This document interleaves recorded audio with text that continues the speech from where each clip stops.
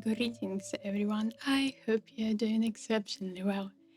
Today I will show you how I painted one of my favorite characters of all time. She's a very tiny painting and it was a lot of fun to paint her. As you can see right now it looks not like her at all.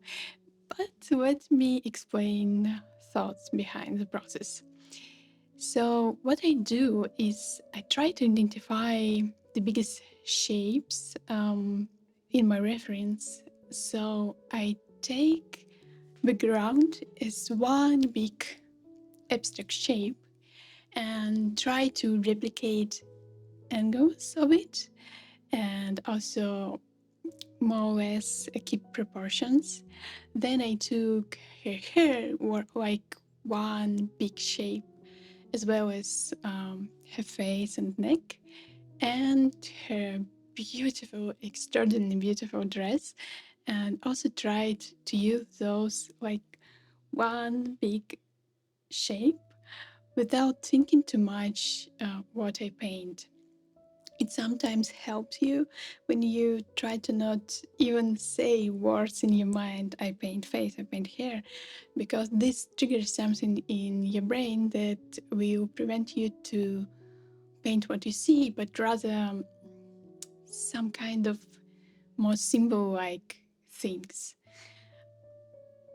So after I have all those big shapes, I can use middle range of those shapes, of those objects. Like I have kind of medium value of the background, of the hair, etc. And then I start to add details to each of those.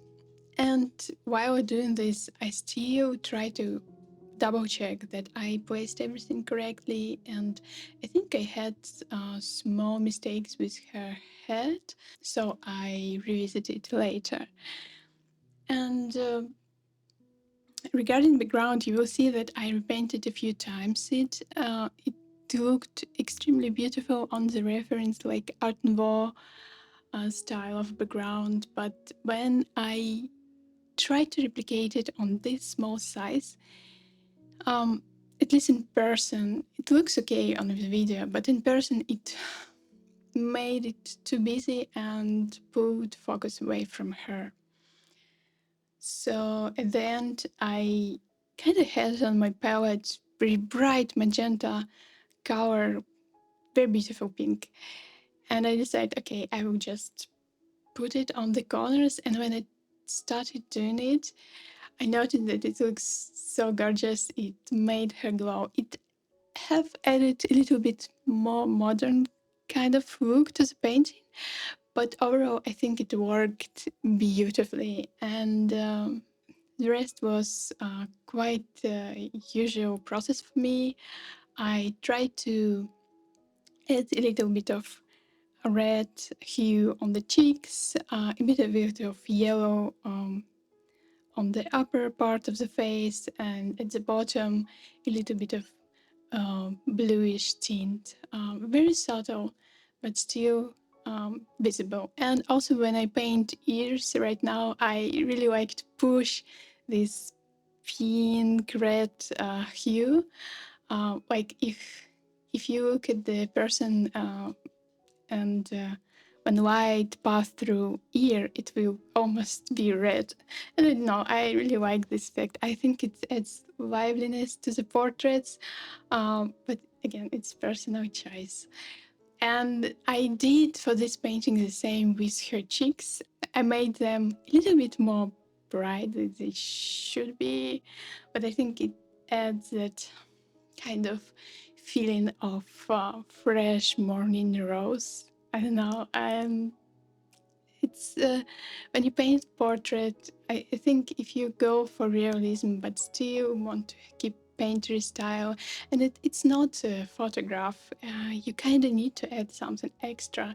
And for me, adding extra is trying to describe with visual vocabulary feeling that you get from the person, from the character, And I think using color helps a lot to get this saying modern words vibe.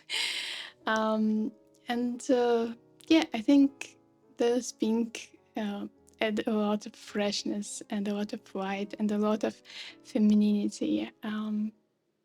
And for those who are very young, I based my painting on the first Lord of the Rings films, not the last series where they show you where they show you younger Galadriel character. So yeah, I hope you enjoyed the process, and I also later mounted the painting on the panel, and when I cut it to the size of the panel, I saw that there are a few things that need to be tweaked. I toned down orange glow. I think it looks a little bit more balanced right now. And also on the right side of the background, I added lighter area to just balance the composition overall. Because darker areas, they usually feels heavier when you look at them, and lighter